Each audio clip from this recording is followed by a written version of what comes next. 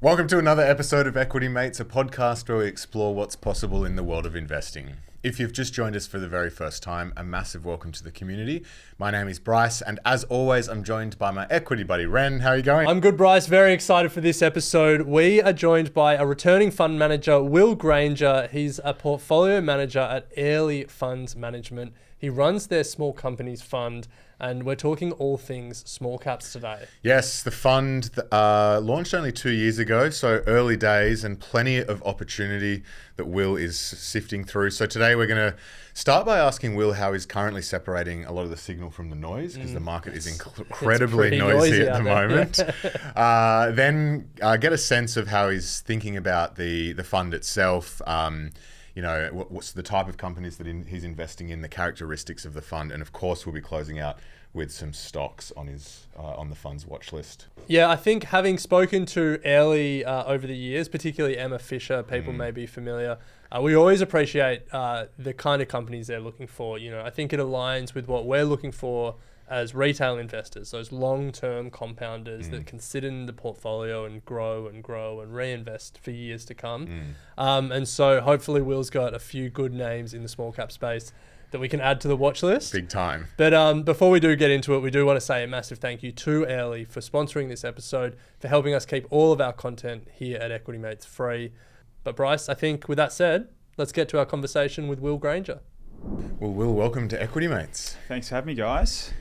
So it's been an incredibly noisy start to 2025 in markets, probably one of the noisiest at least we've lived through.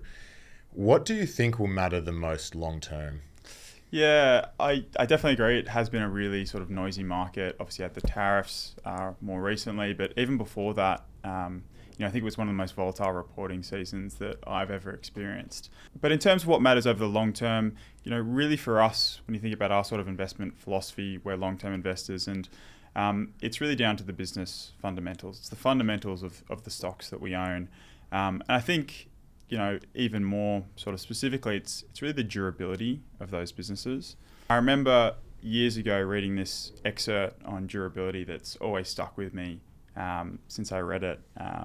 And it was one of Michael Burry's old MSN blog posts from the early 2000s. I don't know whether you guys have come across them. No. But anyway, for those who don't know, Michael Burry's quite a famous investor. He particularly shot to fame after sort of predicting the housing bubble during the GFC. He's the guy that Christian Bale plays in The Big Short, if you've seen that movie. But anyway, he had this thesis on Caterpillar back in the day, the provider of heavy machinery. And in that thesis, he really focused on the importance of durability in valuations. And he made this sort of really astute point that if you think about the mathematics of a discounted cash flow model, what you'll notice is that for any sort of growing business, the vast majority of its intrinsic value is going to come from cash flows generated north of 10 years into the future. And it's really interesting when you think about that, and it's really stuck with me because it shows you that it's not these short-term movements and profits that matter and impact your valuation. It's, how durable is the business? Will it be around in 10 or 20 years still producing strong cash flows? And I think that's part of, what's informed our philosophy. At Airlie and in the fund, we have a strong focus on buying quality businesses. So, businesses with really durable competitive advantages that are protected from competition. And that's because they're the sort of businesses that will persist over time. And so that's what sort of underwrites that valuation. Another sort of piece of durability in terms of caring about the long term is, even if you've got this fantastic business, if you don't have the right balance sheet, then what should be a short-term movement in profits, can be catalyzed or crystallized into a, long-term sort of destruction of returns. So you really need a balance sheet that can sort of endure any sort of short-termism or noise in markets. I think the other thing that's sort of interesting when you think about investing through the lens of durability is it really changes how you think about your circle of competence. So for those who don't know, it's the range of businesses that you think you can comfortably understand. And if your threshold for understanding a business is what does this business look like in 10 years, that vastly changes how you think about understanding, and you start to realize just how limited that sort of circle of competence is. It's why you probably won't see us invest too much in a lot of the more sort of fast-moving tech or biotech names where, there's big advances and changes in science and lots of disruption happening because, you don't really have the faintest clue what those businesses are going to look like in 10 years. I was listening to a podcast the other day with Demis Hassabis, who's the CEO of Google DeepMind, and he and his team just won the Nobel Prize in chemistry for solving protein folding. And protein folding, the rule of thumb used to be that it'd take a PhD student their whole PhD to solve a single protein fold, the structure of the protein. And now with this AI model, they've solved 200 million protein structures. So that's a pretty big step change. And potentially has massive ramifications for things like drug discovery in the future that could really upend a lot of these sort of biotechs. So I don't have the faintest clue what they're going to look like in 10 years. And it's why a lot of those names we try and avoid, and we stick to what we can really understand. I've had the good fortune of working with Matt Williams and Emma Fisher for I think over 5 years now. And one thing that's, I've had to distill why I think they're great investors into one trait.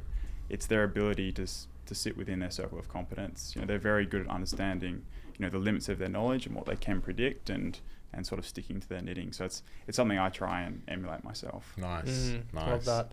I love that focus on long-term durability, and I find it so interesting. A lot of the value comes in the out years of a DCF.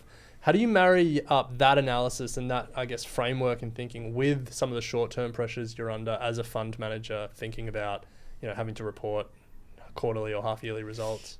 It is difficult because there is obviously business risk if you've got short-term numbers that look bad, but I think that's part of what presents the opportunity for us, is that if you just communicate to your investors and you say, we're taking a 3 or a 5 year journey, then you're happy to take positions in businesses that might be, about to downgrade earnings. That won't be of too much consequence to their actual intrinsic value. So I think that sort of timing arbitrage in markets is, one of the sweet spots that's left in terms of making a lot of alpha. It's a job where you are sort of inundated with noise every day. I'm always getting hundreds of emails and suggestions and stock tips and macro rumblings and send them our way. Yeah. Well, I'm not sure you want them. And you've got the stock market there, which is giving you prices every second on every stock, and so it's an environment that forces you or tries to force you to make decisions and take actions. And part of what's hard about the job is sitting back and being patient. Buffett's obviously famous for isolating himself in Omaha to get away from sort of the noise of Wall Street, and I think there's something to that. Part of sort of avoiding the noise is having a good, solid framework for investing. It's understanding what you're actually looking for in businesses. And if you're like us and you care about investing over the long term and you understand that short-term movements in profits don't affect valuations, well, it's easy for us to shut out the noise. I don't spend too much time focused on whether our company's going to beat or miss earnings, because at the end of the day, what matters is, has the competitive advantage changed?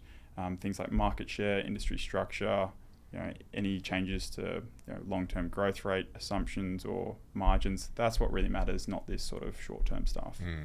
What behavioral things or processes have you actually worked into your day-to-day to, I guess, cut out a lot of that noise? Because it's not like you could just completely ignore it. You've got to keep an eye on it, but it could become pretty overwhelming. Yeah, it's hard because I think that's one of the skills of the job is trying to work out what is important, trying to discern between the information that matters and doesn't, seeing the wood for the trees. But we don't really have any sort of day-to-day process that solves for this. It's part of the temperament of trying to invest for long term is you just can't let it affect you. So I don't have any silver bullet to solve it. I think you've got to focus on developing an investment philosophy that can be your anchor, that indicates the things you should care and not care about. You said there's a lot of information coming at you. What are some of the the highest value sources of information you find? And I guess particularly any that are accessible to people like Bryce and I, anything that you go to first, and I guess on the flip side, anything that you just don't read. Yeah.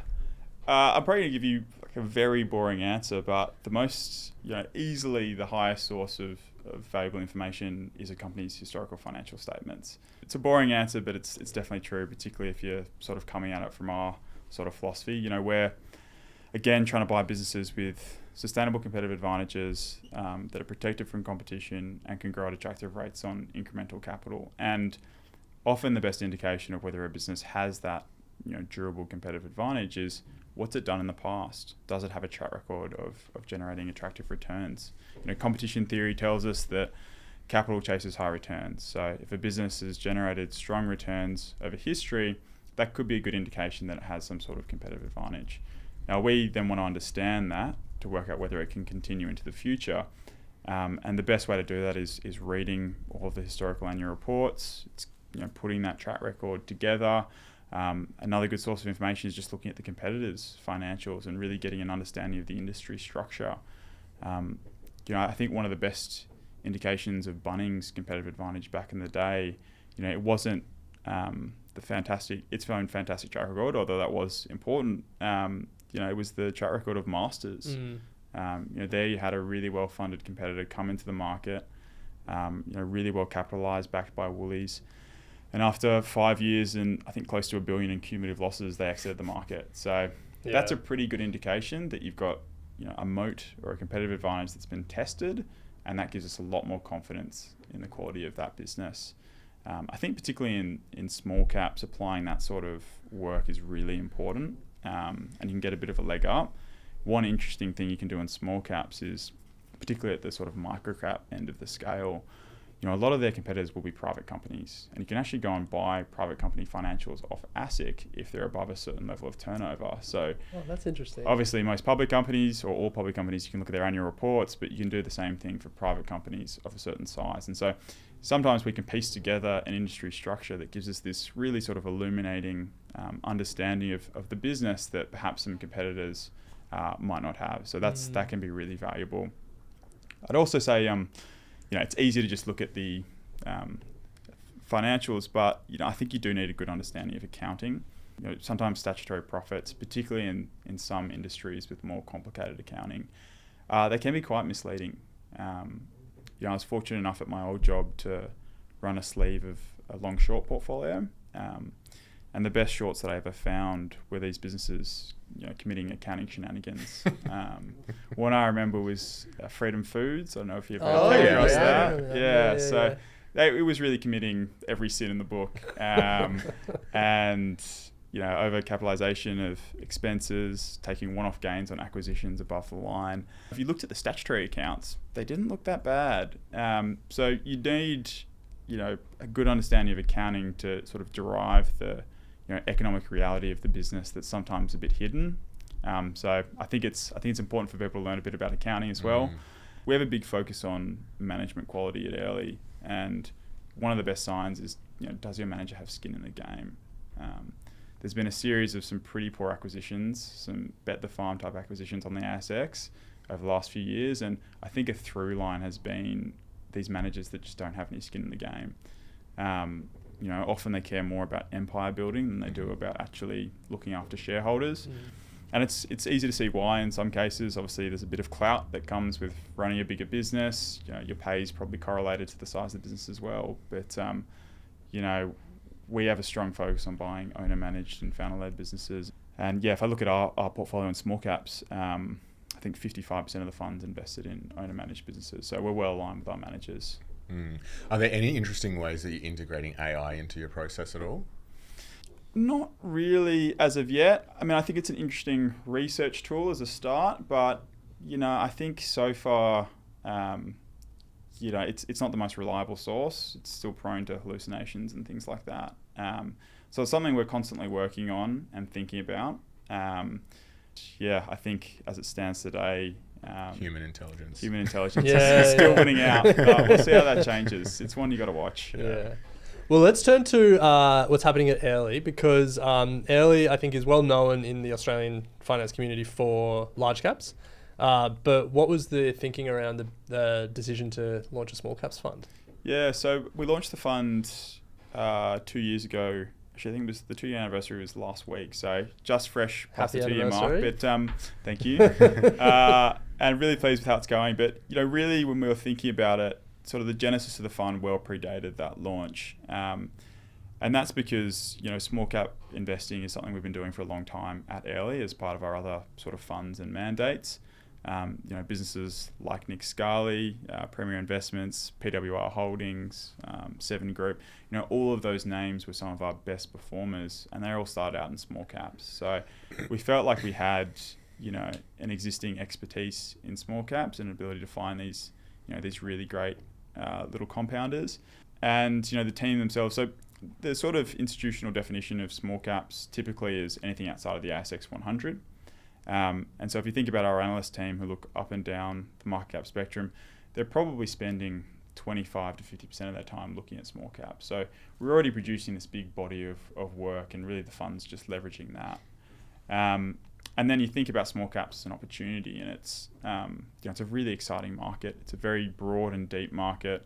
It's prone to a lot of inefficiencies. It's not particularly well covered, so you can get some really amazingly attractively priced businesses, and often they're just at the sort of start of their growth trajectory, so you can hold them for 10 or 20 years. They roll out stores or reinvest in whatever their core competency is.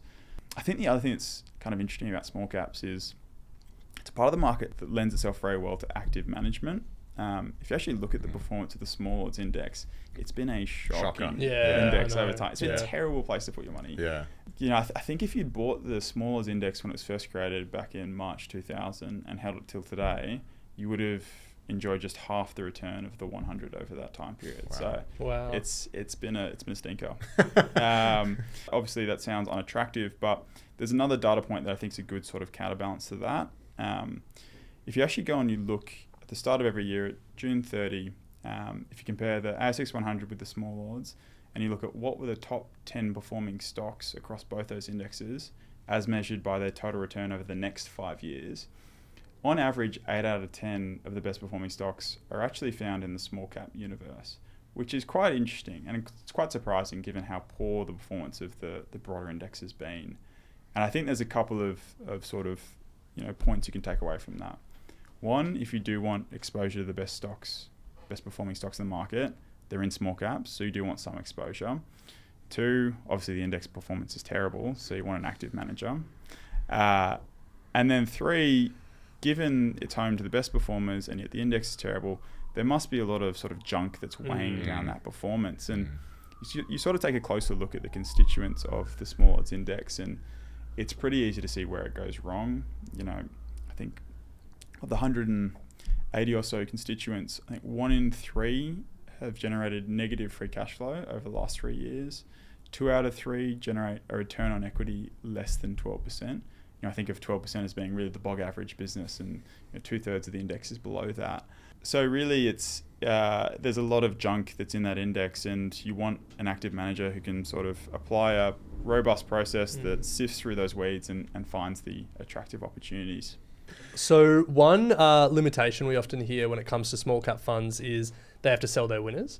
And I think you guys have factored that in. One of the rules around your fund is the companies must, when they're first acquired, do not rank in the ASX 100. Was that the thinking, or are we just trying to read into something that's not there? It is. It's a very good pickup. You're right in that it is a bit of an issue for a lot of small cap managers, where you find this great stock and then it crosses this arbitrary threshold where you then have to sell it and leave some money on the table. And so we wanted to structure the fund where we could maximize the value of those winners. So the way it works is we can't buy a business that's already in the ASX 100, but if we own a business that's a small cap and it graduates into the 100, we're allowed to keep trading in that. Now, the caveat is we can't have more than 20% of the fund in ASX 100 names. Yeah. So theoretically, if you got to that point, and we're not close to it yet, but if you got to that point, you'd have to start selling those names.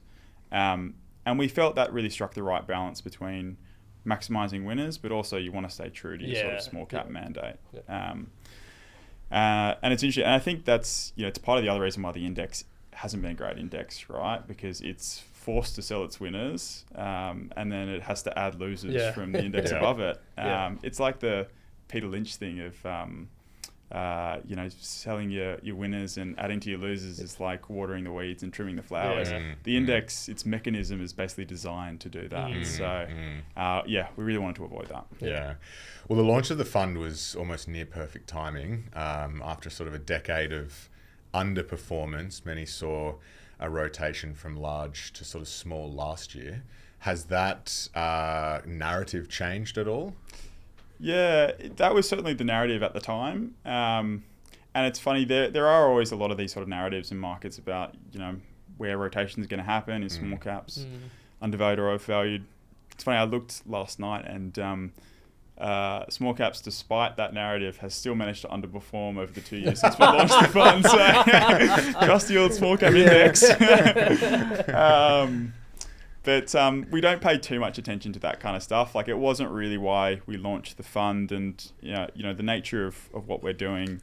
It's a pretty concentrated portfolio, and so we're really going to live and breathe by the quality of the businesses that we pick and the economics of those businesses. And so, we try and not spend too much time thinking about that sort of stuff. Yeah, fair. So this will be the softest question you get in the in this interview. But we've covered off a number of reasons why small caps. But just give us the sales pitch. Give us the pitch. Why now? Why small caps? Yeah, I think the argument for small caps is really always the same. It's that you've got this very deep and broad universe. So I think there's over 700 securities that I could own in my fund, and so it's a deep universe, and in that universe I'm just trying to construct a portfolio of 25 stocks, and really it's quite concentrated the top 15. They're, I think, 80% of the fund as it stands today. So you're trying to find 15 good ideas within that universe of 700, which I think you can do no matter what the prevailing market valuations are, whether it's cheap or expensive. So I think because I'm often asked, when's the right time to invest in small caps? And there's always going to be opportunity there given the size of the universe. Well, we want to dig into your portfolio in a bit more detail, Will. So I guess we start at the top. When you look at your portfolio today, are there any characteristics that really stand out to you? Is there a tilt towards industry? Is it based around valuation? Is it sentiment driven? How would you define the characteristics? Yeah, I'd say if you're thinking about some of the characteristics of the fund, and particularly how they compare to peers, the concentration is one that is definitely worth calling out. It's a very concentrated fund relative to a lot of peers, and that's because we're big believers in concentration. We think it is really rare to find great ideas. The market most of the time is pretty efficient. So if you find something that looks really attractive, then you need to own a meaningful position in it. So again, the top 15 ideas are 80% of the fund. So I'd call out that concentration. What's a meaningful position? 10% is the cap we can have at cost, but we're allowed to let it run to 15%. Right. So something like 10% is a very meaningful position, but even 7% or 5% I think is a pretty decent slog. A lot of fundies will have 30 to 40 stocks, and maybe average position size will be 3%, whereas we're probably closer to 5 or 6%. I do get asked, if concentration's so good, then why not just own 5 stocks or 10 stocks? But anything can happen to a business. Anything can completely blindside you and destroy your thesis. So a little bit of diversification is necessary, and I think 15s to 25 is really the right sort of balance. I remember there's this great story of Joel Greenblatt when he's first going out.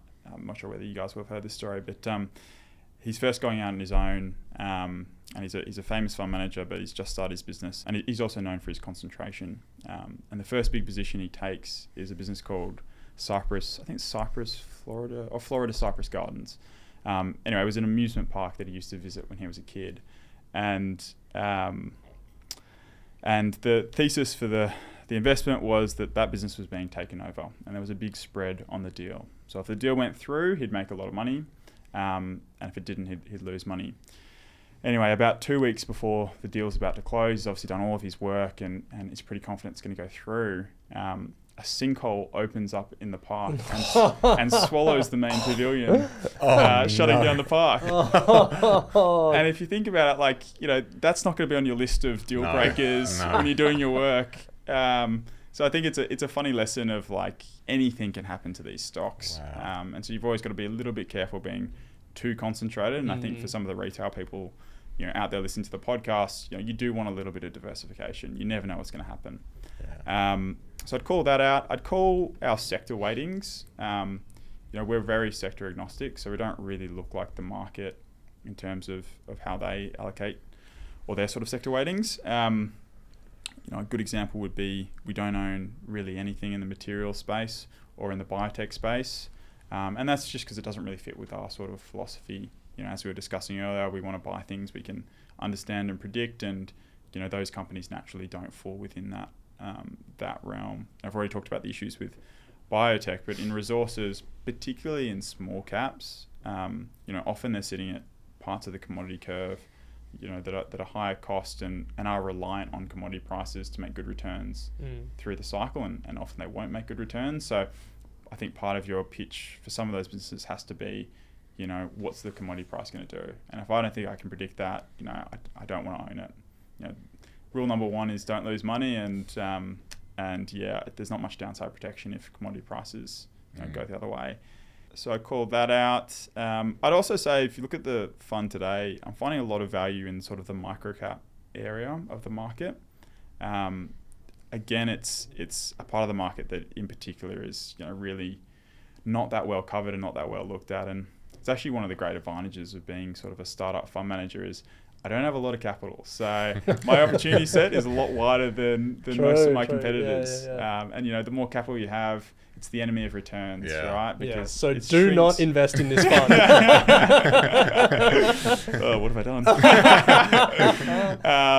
How small would you go with microcaps? So we have a limit of 50 million as the smallest company we can own, and I do own one stock that's around 60 million, but it's a very small position. I own a bigger position in a retailer that's got a market cap of 130.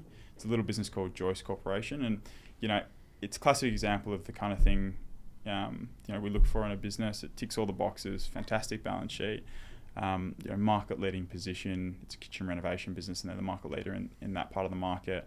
They own the Kitchen Connection brand, if you've ever heard of that.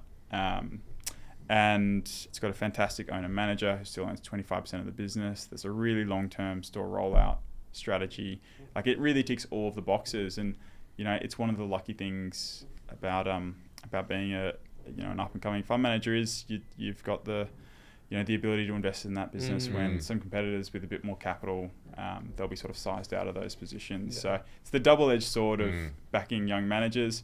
They don't have the track record to back, or not as much of a track record, but on the flip side, their job's probably a little bit easier. We want to then dig into a couple of names. I think you've given us a few so far, but we asked you for two that we could get into a bit more detail. One that I think a lot of people will be familiar with, Nick Scali, and then one that I hadn't heard of before, GenTrack. So let's start with the one that's new to me at least. GenTrack, what does the company do? So GenTrack is a provider of enterprise software to the utilities and airport space. Really, the lion's share of value in the business is the utilities side. So I'll just talk about that to make it a bit simpler. But basically, it's the software that runs the utility. It does everything from customer information and billing to data and energy management. They're a global business. They're operating across 7 countries and 17 regulated energy markets. So that's what the business does. In terms of why we sort of like the business and what attracts us to it, the nature of the software itself, we really like businesses that sell this type of enterprise software, this mission critical software, because typically it comes with really low customer churn, given how costly and disruptive it can be to switch providers. So for these utilities, it's a massive project. It can cost anywhere from $50 to $250 million to upgrade this software. It can take 12 to 36 months to implement. It's a massive project, and it's the kind of thing they only want to do once every 10 years. Yeah. And that's great for the software providers because it means once you win a customer, they're basically locked in for a decade. So it creates this very durable business. There's a lot of barriers to entry there. If we wanted to start one of these businesses tomorrow, who's going to trust us with that sort of project? So it's the kind of business we like. I think GenTrack itself is a testament to that durability. The company's been around for more than 35 years, which is pretty unique for a small tech business. That's what we like about it. I think the opportunity for the business is, if you think about the competitive landscape in utilities enterprise software, really competitors fall into 2 buckets. You have the legacy incumbent players, so SAP and Oracle. They have around 75% market share. And then you have the specialist providers, so businesses like Kraken and Kaluza and GenTrack with around 25% market share. And the opportunity for those businesses is that the way we produce and consume energy is changing with the energy transition. So, the grid of yesterday used to be a pretty simple grid. It was one of centralized generation. You'd have a coal or a hydro asset that would pump energy through to businesses and consumers, so one-way distribution as well. But you think about the grids of tomorrow, they're vastly increased in complexity. You've got decentralized generation, so I can have a solar panel or a battery in my home, and you've got two-way distribution. I can sell and buy off the grid. There's dynamic pricing, there's smart meters. It's a vast increase in the complexity of the grid, and that means that the software that a lot of these utilities are running on, some of which is 25, 30 years old, it's no longer fit for purpose and it needs to be upgraded. So there's a huge opportunity for these up-and-coming players to try and take some market share in that market, and we think they've got a good chance of doing it. Do you have a view on how big they can get? Not necessarily. Part of what attracts us to this as well is, and I think what maybe some people in the market have overlooked is, not all energy markets have moved together. There's some markets that are further ahead in terms of decentralising their grids than others, and the markets that have really moved first are GenTrack's core markets. It's Australia, New Zealand and the UK. And what's interesting is that if you look at the market share in those markets, SAP and Oracle, the incumbents, they've fallen to less than 10% market share. Wow. So there's been a massive change in market share there. And so, given those specialist providers globally probably have around 25%, there's huge upside of where GenTrack could potentially get to. And it's a big market. I think they estimate it might be worth something like $17 billion in 5 or 10 years. And so, even just a 10% share of that would be a step change for GenTrack and a massive win for the business. But who knows? There could be upside beyond that. Nice. And just on the downside, what are you watching as a fund manager that could indicate the thesis is slipping? Yeah, I think the big sort of risk with these businesses is there's a lot of risk in terms of implementation. These are very difficult projects, and if you've seen, it's a classic thing in markets where a company talks about how they're upgrading their enterprise software, and there's always this cost blowout and delay in when it's done. And if that happens, and it happens badly, it can really damage your reputation as one of the software providers. So I think one of the big risks would be that they botch one of these implementations, and that hurts their reputation, and then that makes it very hard to make new sales. I think how I get a little bit of comfort around that is just by looking at the management team. So GenTrack's run by Gary Miles, who joined the business back in 2020. Obviously that's a pretty short tenure, but he's really got a great track record in enterprise software. So prior to joining GenTrack, he separately founded and then subsequently sold 2 enterprise software businesses, the latter of which he sold to a business called Amdocs, and they're a listed business on the NASDAQ, $10 billion market cap, and they're one of the leaders in telco enterprise software. I think they've got around 25% market share. So Gary held some senior executive roles there before joining GenTrack. So he's got a lot of experience. I think even, perhaps even more importantly than that, he's also brought across members of that team. So GenTrack's COO used to run all of delivery for Amdocs, and he's now running delivery for GenTrack. So that's a very impressive poach. The CTO of GenTrack used to be the CTO of Xero for several years. So I think he's assembled a really impressive team beneath him, and they're guys who are experienced in running these sort of high-end implementations. So it gives you a lot of comfort. You can never know for sure, but they're the kind of guys that back. Nice. Well, that brings us to the second stock, which I think many of us have heard of before, which is Nick Scali. But for those who haven't, just give us a bit of a brief update on what the company actually does. Sure. So Nick Scali are a furniture retailer, in particular upholstery. They've got stores all around Australia, mostly in homemaker centres, although a little bit outside that as well. They also acquired Plush Furniture in 2021, if you've seen that brand. And more recently, they've launched in the UK. They acquired a business called Fab Furniture, which they're going to convert across to Nick Scali branding as well. So it's now a global furniture business. And it's family led. It's run by Anthony Scali, who owns 8% of the business.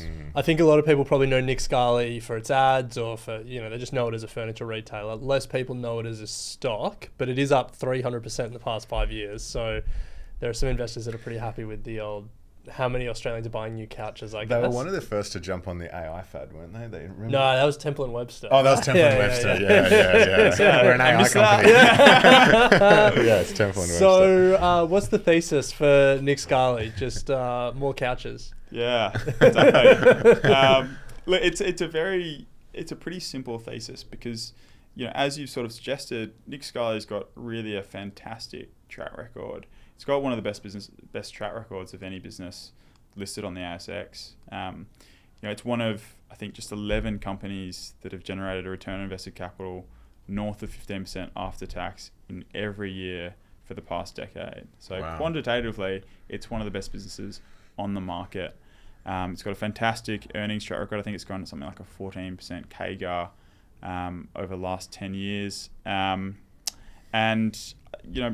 In retail, probably more than any other sector, really the importance of good management is paramount. And you've got Anthony Scali there, who's got a phenomenal track record, still owns 8% of the business. I think if you'd invested in Nick Scali when it first listed, I want to say 2004 maybe, and reinvested all of your dividends, you would have made, I think it's 30 times your money, which is 10 times the return of the small odds over that same period. So, it's been a phenomenal stock, and, you're backing a great manager there to keep delivering the returns. And when we sort of think about it, you've got some optionality with this UK acquisition, which we don't think is actually reflected in the price. So that might lead to a conversation around the risk and the downside, because hearing about an Australian company going to the UK, I think triggers PTSD in some Australian investors. I think there's a lot of companies that have tried, less that have been successful. Before we talk about risks generally, how do you think about that risk of going overseas? Yeah, I think when I first read just the headline of the announcement, I groaned because it's right. It brings back these terrible memories of bad overseas expansions. Some of the classics being Boral's entry into the US with Headwaters. Yeah, it was a shocker. Bunnings Homebase. More recently, Aurora, James Hardy as well, I guess. It brings back these terrible memories. But I think importantly, there's a few sort of key differences with this acquisition that make it, very different. I think probably most importantly, it's not a bet the farm type acquisition. So the total cost of the venture, including rebranding and refurbishing the 21 store network, is estimated just $50 million, which is, I think it's 5% of Nick Scali's market cap at the time of acquisition. So it's a bet with very limited downside. And, you compare that to Boral. Boral was that acquisition of Headwaters was, I think, a 58% dilution. Wow. Aurora's was 45% for Saverglass. So very sort of different levels of downside if you get it wrong. I also think you look at the Nick Scali management team, and we've already got evidence that they can create value through acquisition. So they acquired Plush Furniture back in 2021, as I mentioned, and they acquired that business on just 4 times EBITDA. They then vastly improved the quality of the business by leveraging the Nick Scali supply chain to improve gross margins. They improved gross margins in that business by 8 whole percentage points, which is a massive increase, for a retailer, which is, typically margins are maybe 10% or something. So that's an 80% increase if that's where margins were. So it's a massive step change in the quality of that business. And really the sort of formula there was the same as what they're doing with this Fab Furniture acquisition. It's all about leveraging that Nick Scali supply chain to improve gross margins. And so, management have done it before. I think they can do it again. The balance sheet's also in great shape. They've got something like 40 million of net cash maybe, and lots of property on book as well. So it's a fortress balance sheet, so plenty of capital to fund an expansion. And then, importantly, so that takes care of a lot of the downside, I'd say. And then if you think about the upside, the UK furniture market's twice the size of the Australian furniture market. So there is scope to build a business that one day dwarfs the size of the core Australian business. So it's really it's an asymmetric type bet, which is what we love to see in managers. And it's the kind of bet that someone as a shareholder, Nick Scali's a shareholder. Sorry, Anthony Scali's a shareholder. So it's the kind of bet he'd make, looking after his own capital. Well, we have seen recently a couple of companies on the ASX that have been sort of founder-led come into a bit of trouble, mainly through sort of personal reasons of the founder. But how do you think about that risk with Nick Scali and I guess having so much of the thesis around the fact that he is the driving force? Yeah, I'd say that probably is the key risk to the thesis. I'm not sure around the behavioural stuff, but that can happen with founders. There's probably a lot of ego that comes with building something like that, and a bit of hubris. I don't see signs of that with Anthony, but I guess that is the key risk. Is retail is so much about your manager, and if he leaves, then it sort of changes the conversation a little bit. But what I'd say is he still owns 8% of the business. So when he does decide to step down, I think he'll handle that well to look after shareholders, given that he is a shareholder. And two, I don't think going and acquiring something like this, going and venturing into the UK, is probably not the kind of thing you're going to do if you're going to step down in 1 or 2 years. Yeah. So I think he's probably pushed the boat out a little bit there, which is great for us. I'd love him to run it for 20 years, but it's definitely a risk with retail. When do you start eyeing up the next generation of Scalis and start assessing their ability as managers? Well, there is another Scali in the business. I haven't met her, but I think Matt and Emma might have met her. So yeah, perhaps that'll be the succession plan. I don't know. Nice. Yeah, right. Love it. Well, I think that's two interesting companies. One that I think a lot of people have heard of, but maybe not thought of as an investment, and another that is newer to people. So we really appreciate that, Will. Thanks for coming in and sharing it with us. And good luck as the fund gets into its 3rd year. Thanks, guys. Thanks for having me. Thanks, Will. I will say this about investing. Everything you do learn is cumulative. What I learned at 20 is useful.